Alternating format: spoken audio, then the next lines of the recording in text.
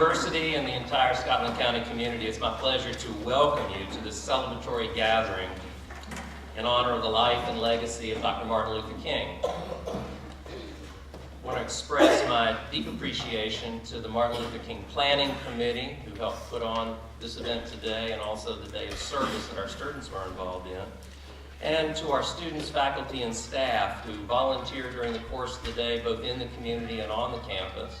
Our wonderful choir, delighted that you guys are here, and thank you for your performance so far.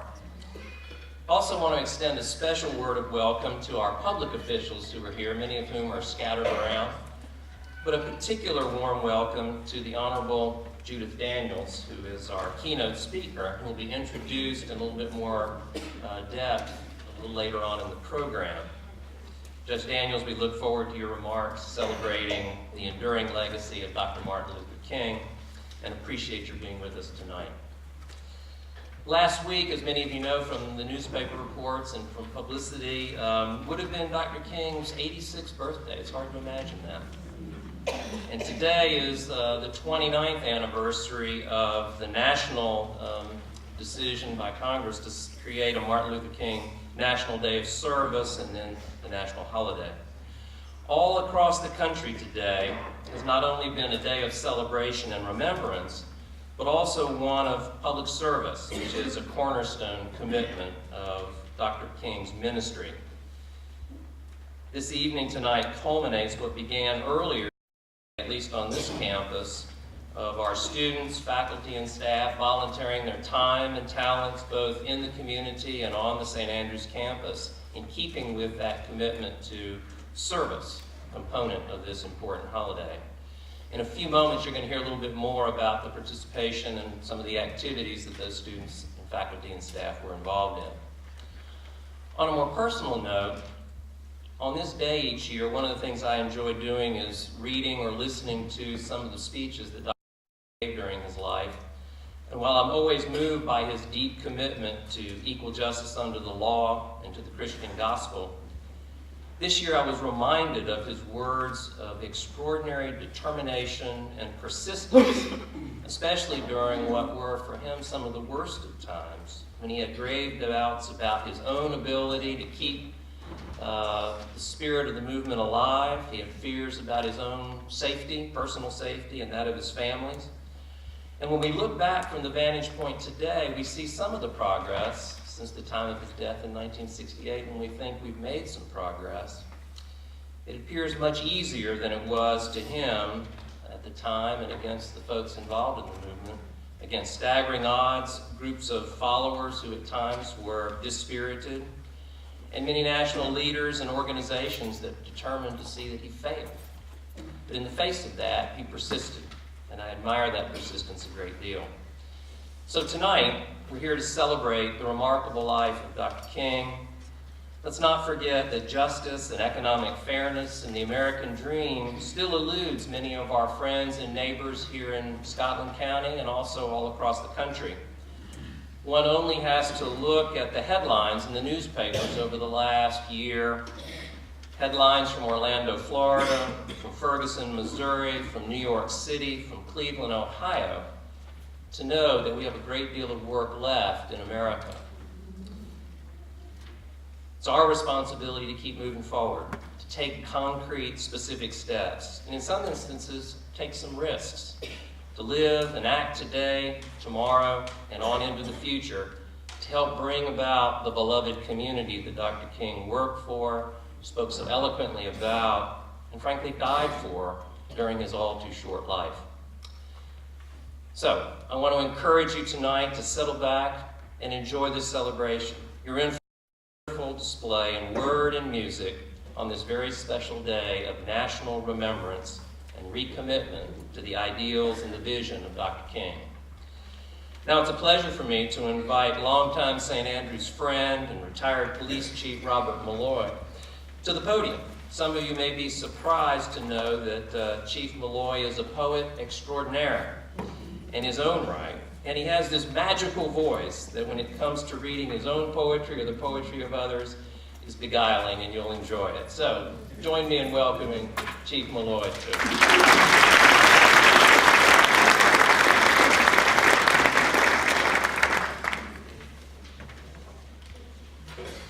Good evening, everyone. Good evening. Good evening, everyone. Okay, I thought I heard someone in here. This poem I started writing, by the way, when Dr. King was killed, I was in Vietnam in a place called Chu Lai. And it was devastating to me to hear that the man who was fighting for my freedom in America was killed while I was fighting for someone else's freedom overseas. And when I came home and went to the 82nd and got out of the military and I started writing poetry, I started writing about time. And it just got mingled up with Dr. King. So in my mind, I imagined that the man who killed Dr. King died. And when this man died, Dr. King's spirit was waiting around until he could actually meet the spirit of the man who killed him. And when this man died, he, as I said, spirit was moving into the ever after, and someone was in his way. And he wanted to know, who is this in my way to keep me from going where I need to go? And the poem starts with Dr. King telling him who is in his way. You said, don't rush you, for what I want takes time. I said, why should I have to wait for what is rightfully mine? You were tough, you beat and killed to be respected. I took it and didn't fight back because I was not protected. You gathered at night with your head all covered. I feared you because your identity could not be discovered. You talked to me as long as I stayed in my place. I felt bad.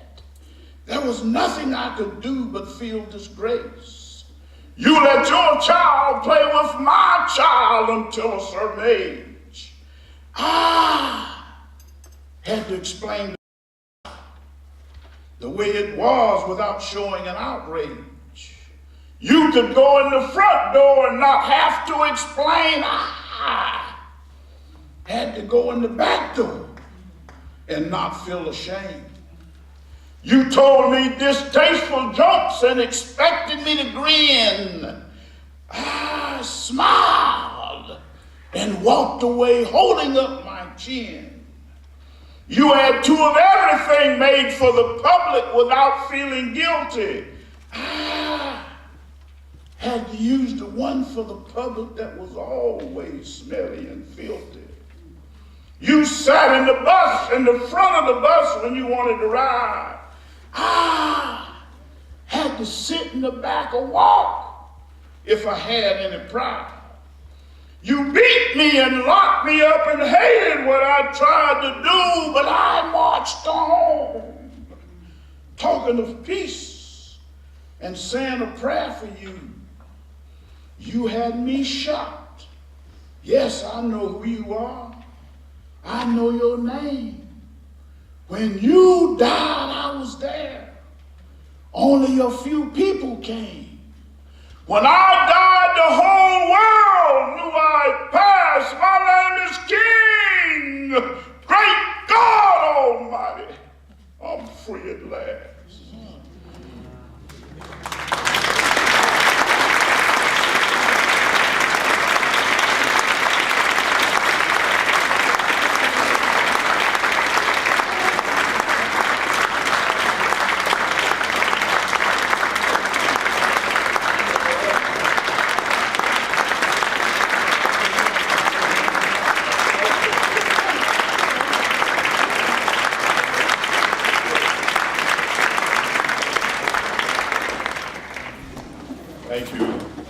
my last poem, if there's ever a time in history when people of color know that if you can dream it, you can accomplish it.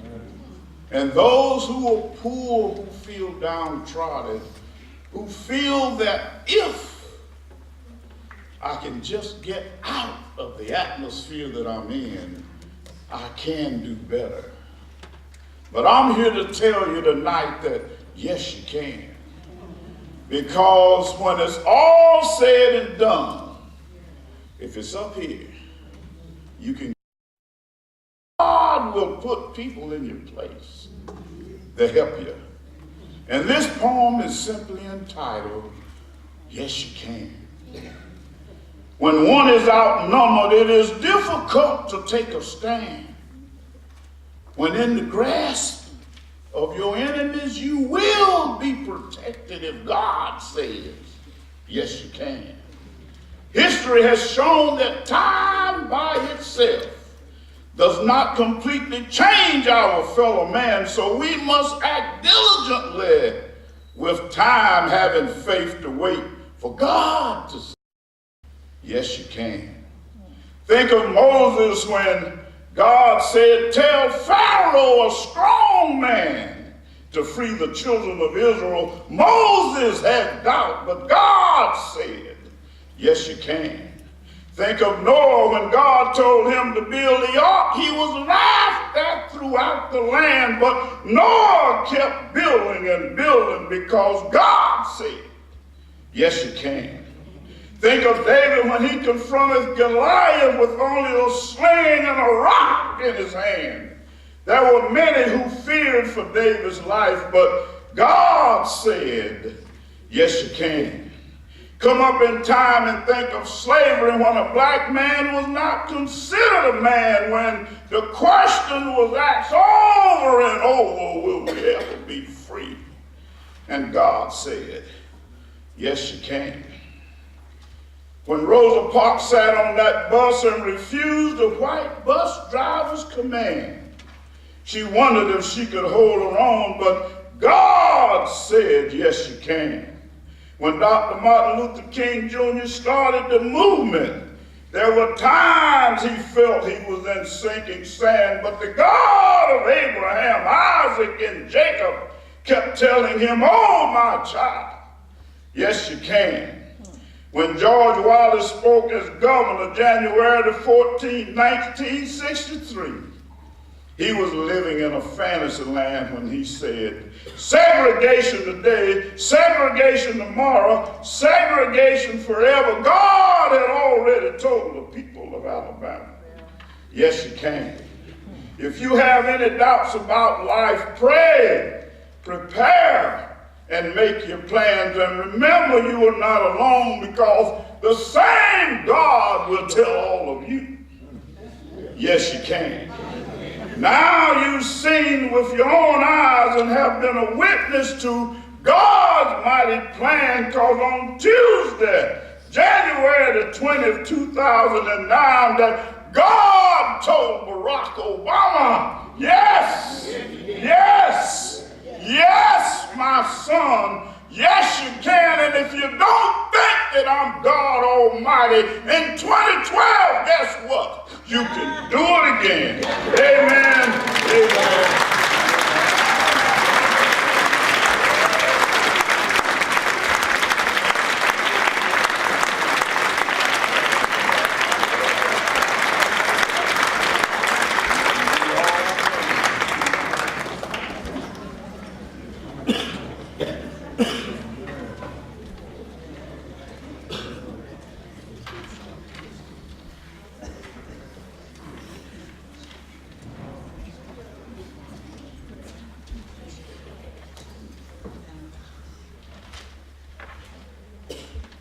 Yes, you can. Good evening. Good evening.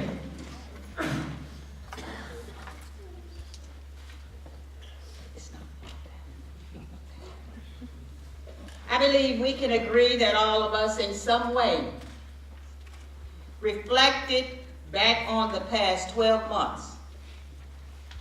Some of our recollections have been positive and upbeat, while other recollections have been heartbreaking and disappointing.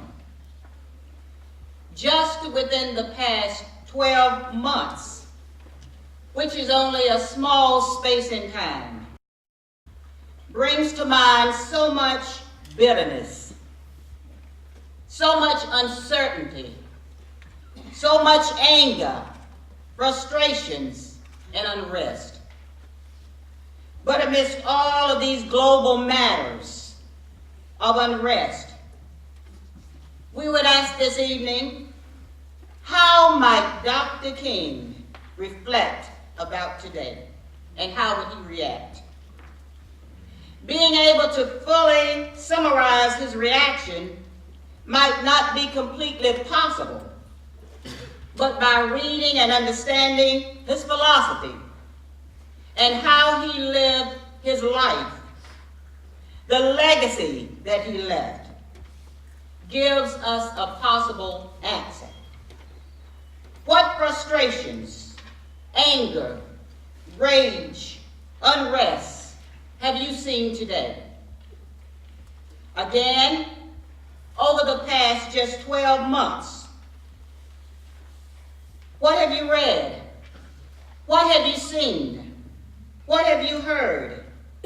And what are your thoughts?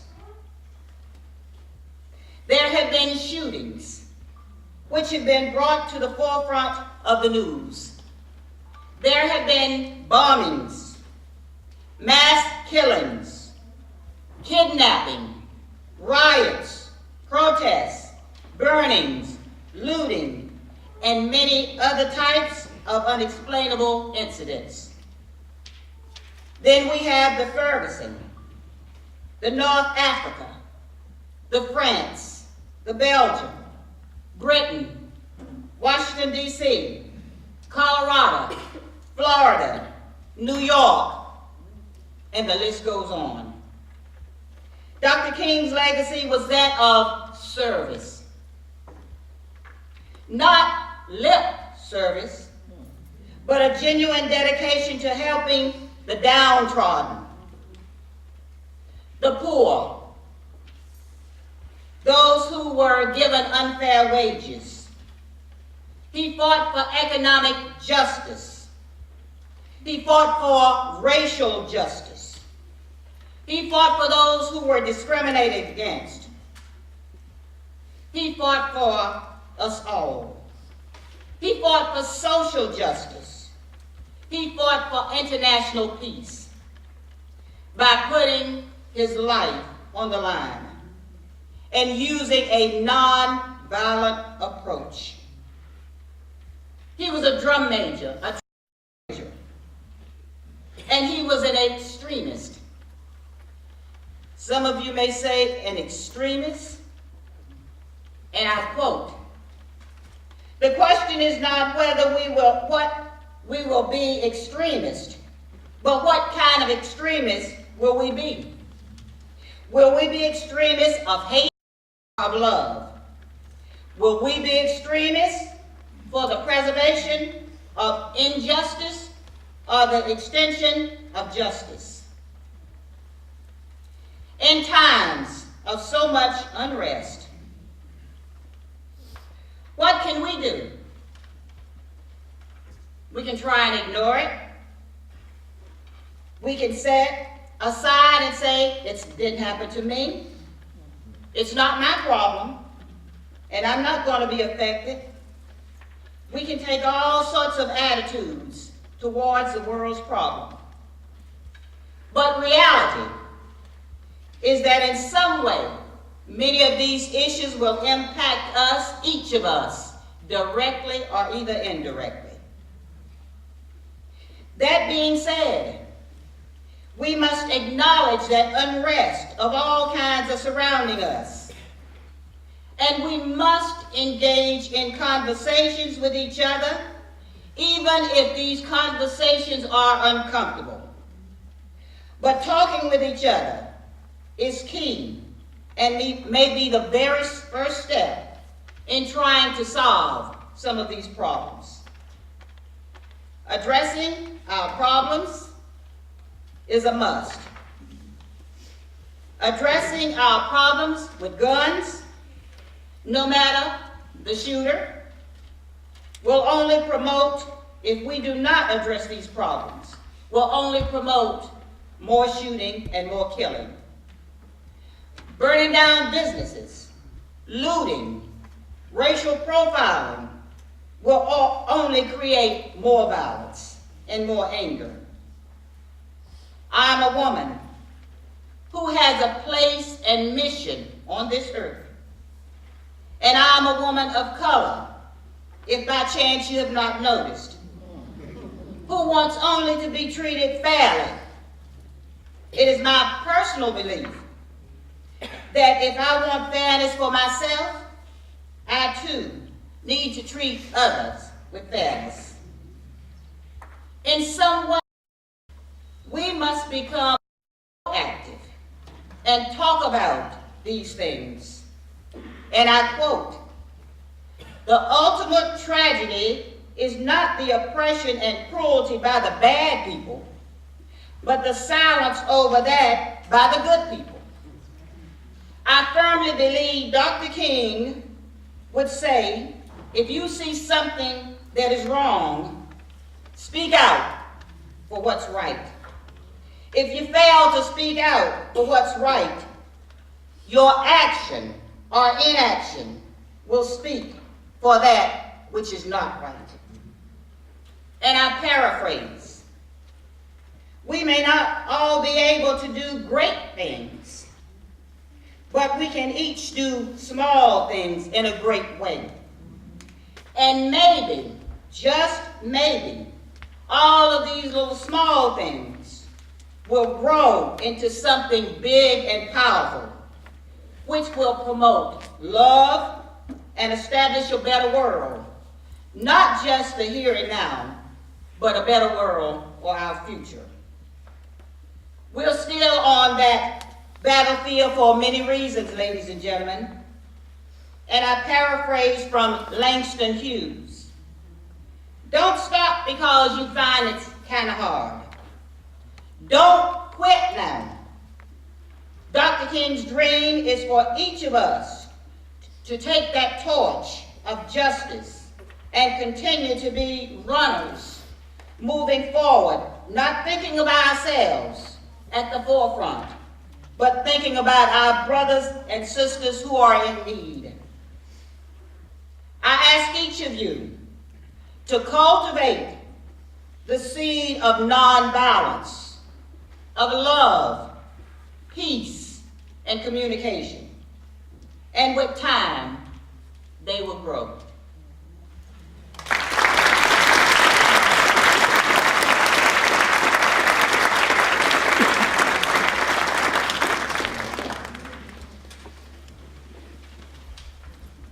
One of the ways that we can make our small impact is through the Day of Service. St. Andrews joined the Day of Service initiative in 2010, working with nonprofit organizations in the local community. Each year, participation by St. Andrews has increased that impact. Today, St. Andrews had 211 individuals participate and contribute more than 712 hours of community service, both on campus and in the broader community. Thank you to all those who participated and took part in this special event.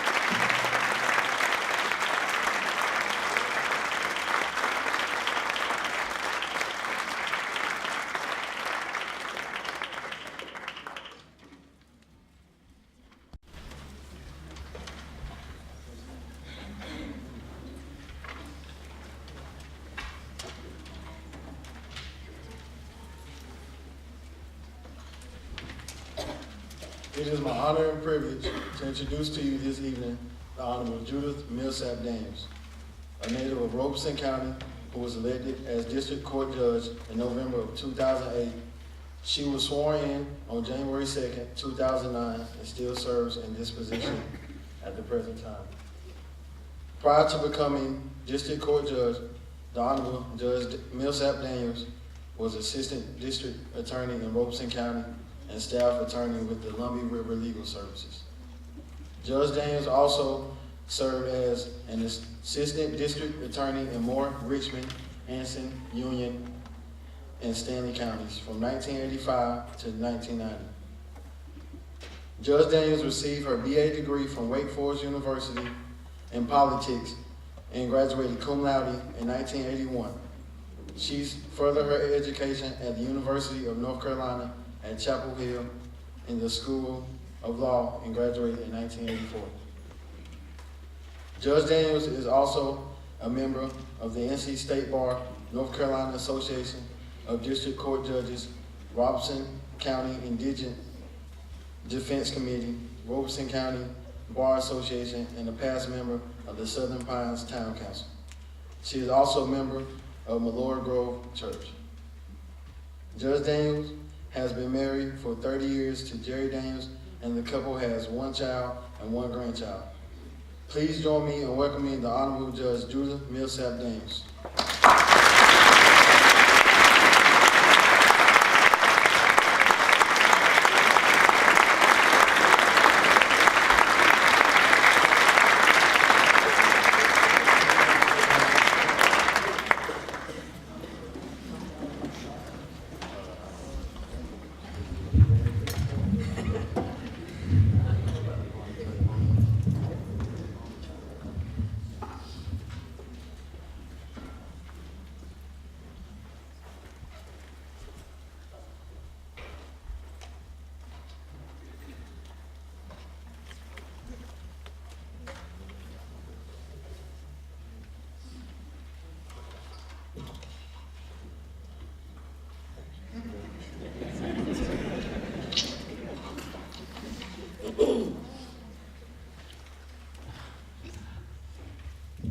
Good evening. Good evening.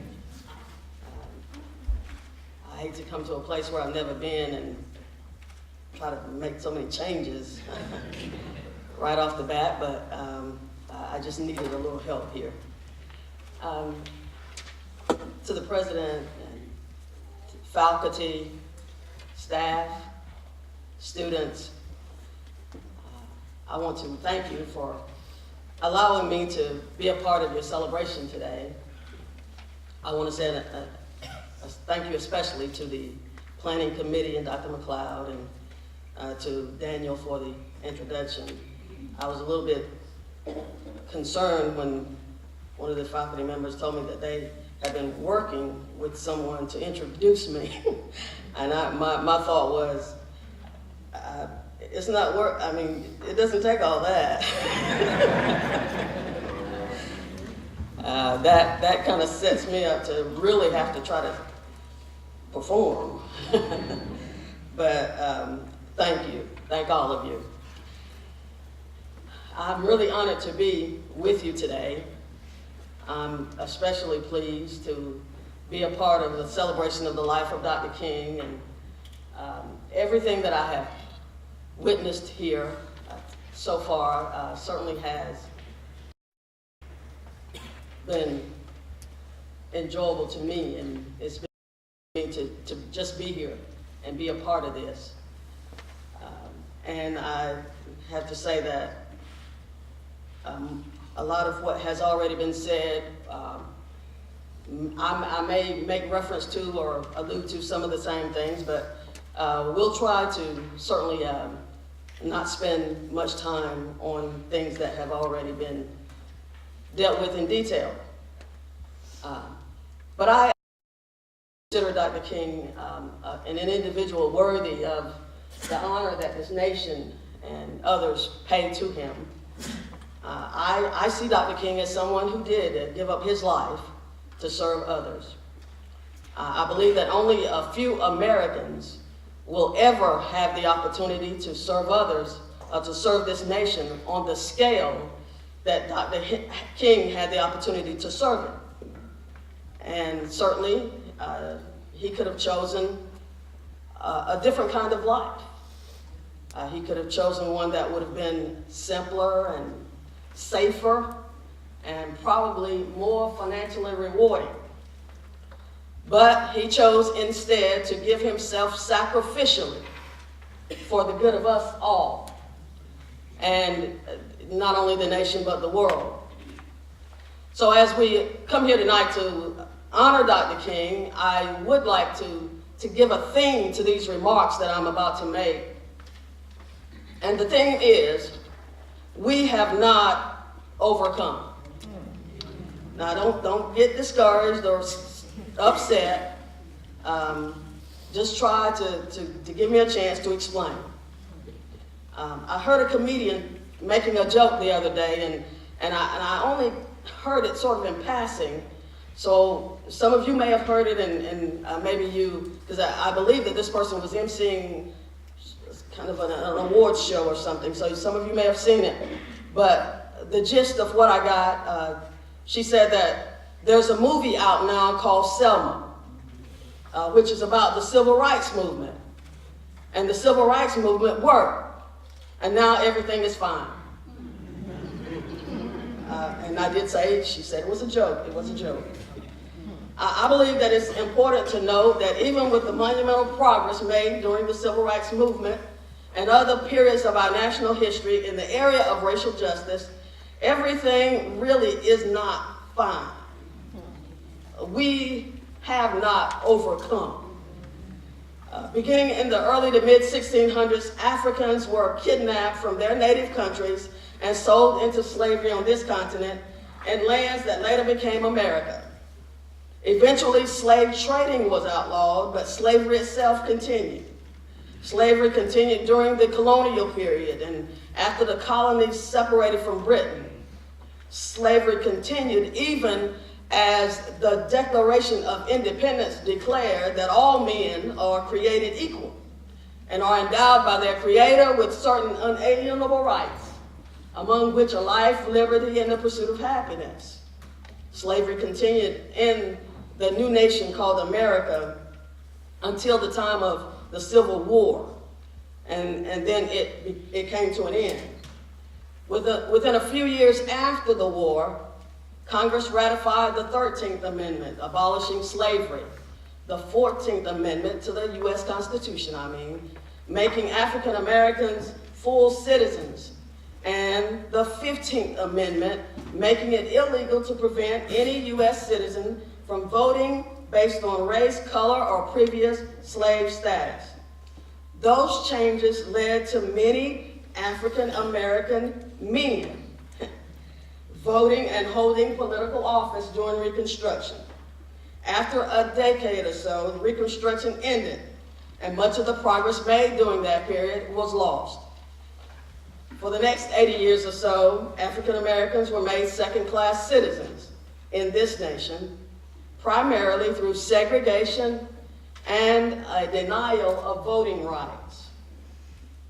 Then came the civil rights movement of the 1950s and 1960s, which was led by Dr. King.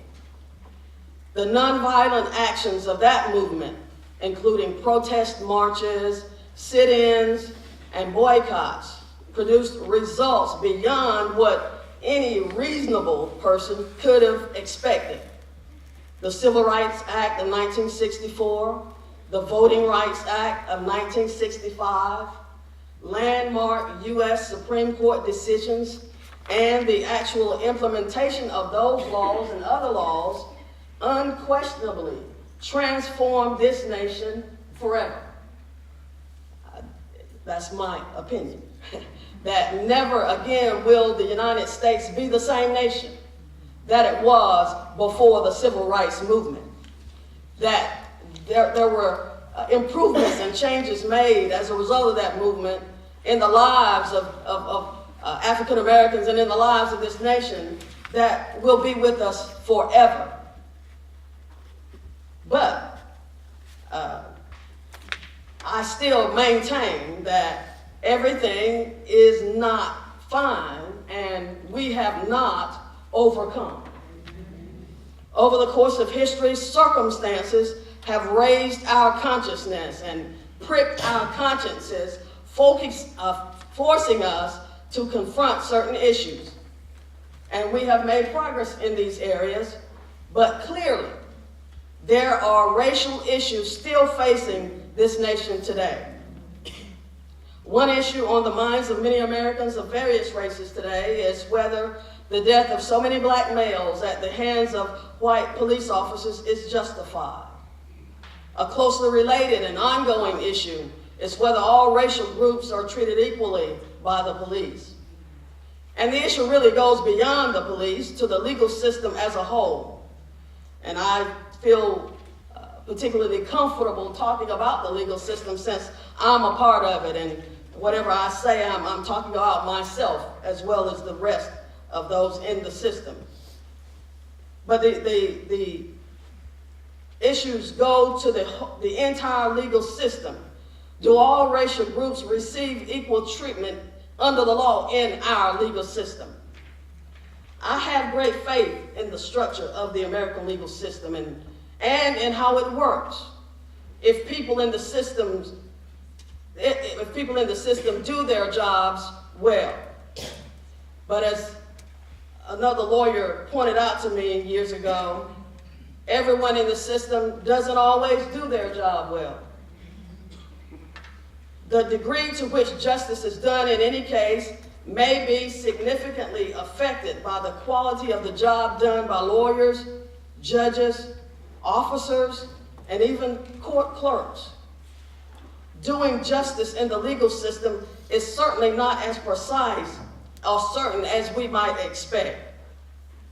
Becoming a judge has made me even more keenly aware of the system's imperfections and the challenges involved in meting out justice day after day in case after case. We cannot expect the legal system to be at its best without constant scrutiny and adjustments. Those who work in the system must be screened and well-trained. The system must be transparent, and wrongdoers must be held accountable. Equal justice and fairness in our legal system is definitely one area where we have not overcome.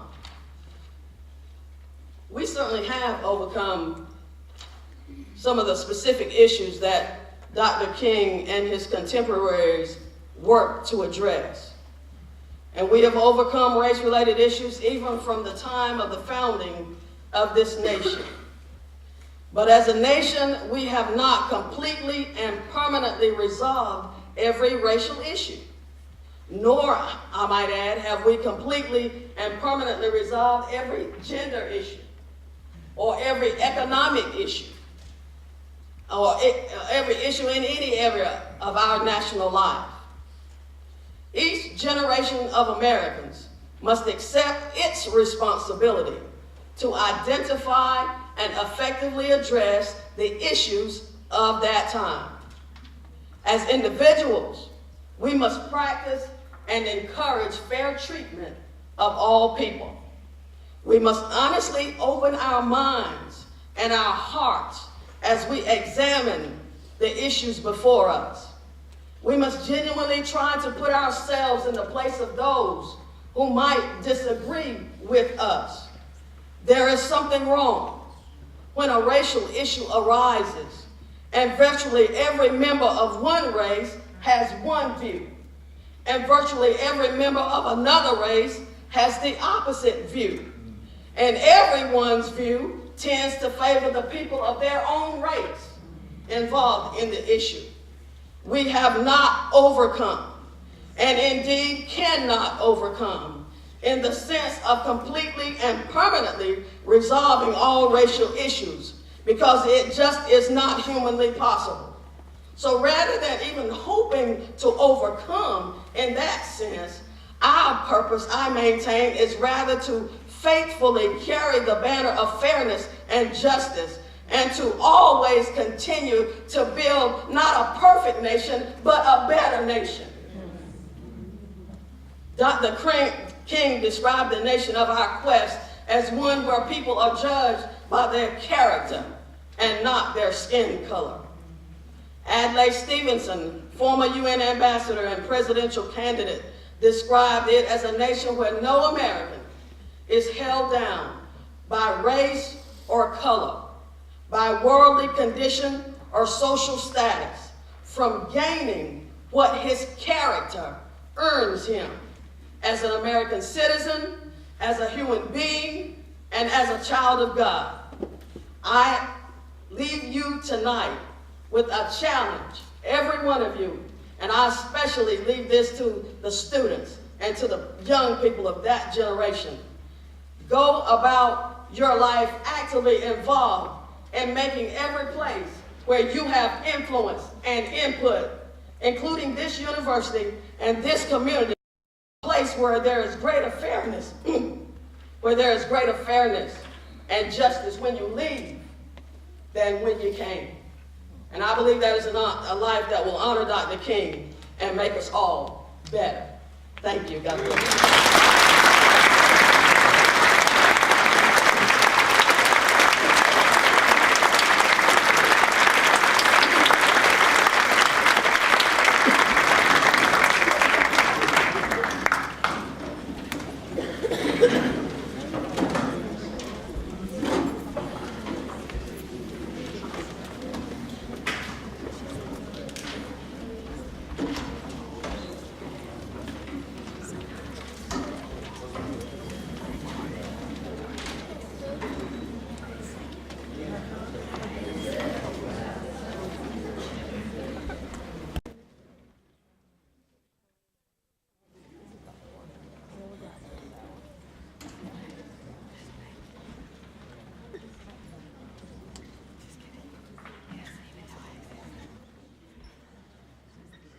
While the students are coming up here tonight to do our parting blessing for you, I wanted just to take this opportunity to thank them for their dedication to our choir.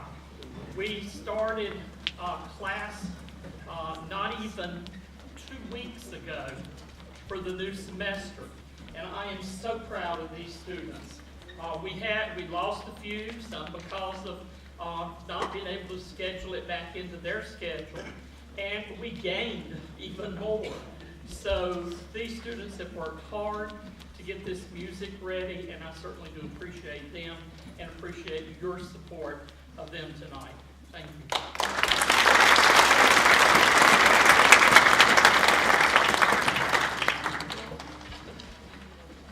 We would like again to thank each and everyone for coming out to this MLK celebration. And we have this celebration each year. So if nothing happens, same time next year, we expect to have another celebration. We try not to hold you very long, and we try to certainly make sure that we have information that is valuable to each person who attends. At this point in time, I would certainly like for the committee to stand, because these folk really work hand in hand to make sure this program is possible. Would all of the committee members please stand?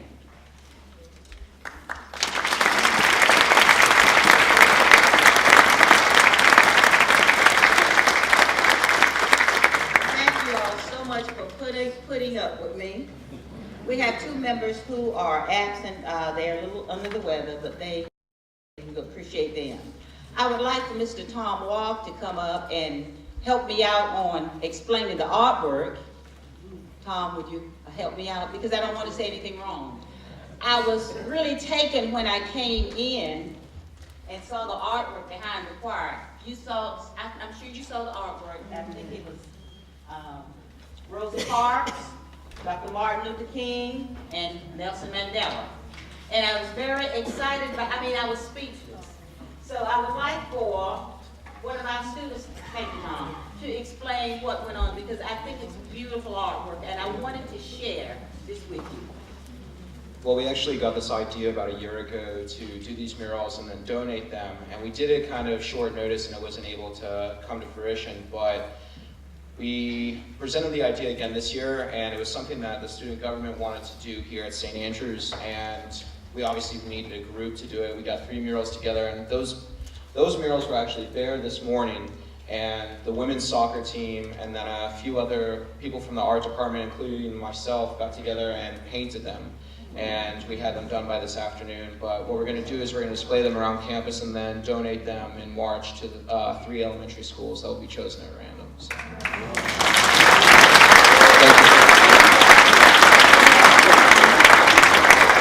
I just had to share that with you because I thought the artwork was awesome, and it really caught me off guard. When I came in, it took my breath away.